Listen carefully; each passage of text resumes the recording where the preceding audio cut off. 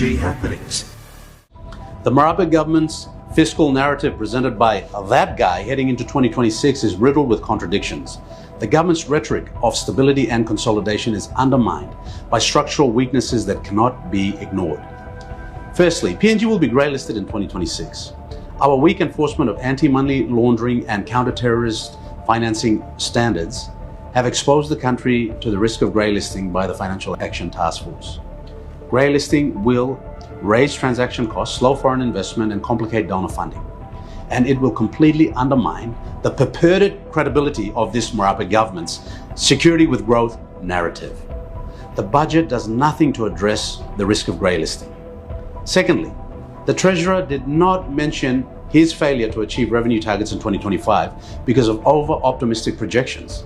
The 2025 budget assumed buoyant tax and resource revenues, but actual collections fell short due to weaker compliance, underperformance in GST, and delays in resource project flows.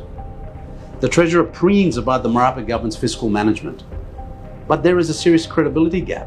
Repeated revenue shortfalls have eroded trust in the fiscal projections and make the 2026 targets look more like political wish casting than realistic planning. It's unbelievable how Kumul Petroleum paid 400 million in dividends in 2025 and is expected to pay 2 billion in dividends in 2026.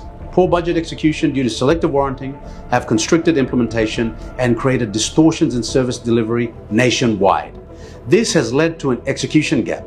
Health and education sectors face chronic underfunding despite being prioritized in rhetoric, while politically favored programs like the CONAC PNG program continue to receive preferential treatment at the expense of the people of Papua New Guinea.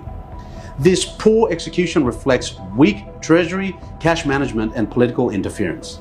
This undermines the Appropriations Act and raises constitutional questions about fiscal accountability. The debt servicing pressure means rising debt repayment obligations, estimated at 10 to 13% of the 30 billion kina budget. This will crowd out frontline services.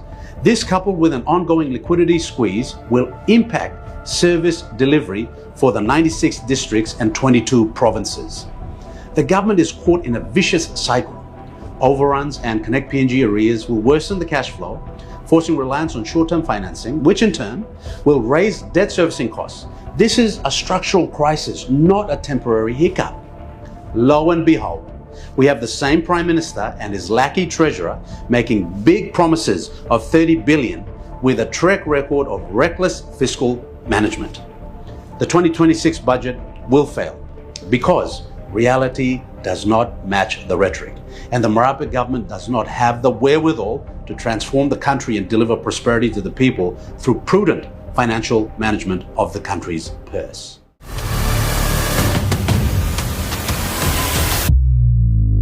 PNG happenings.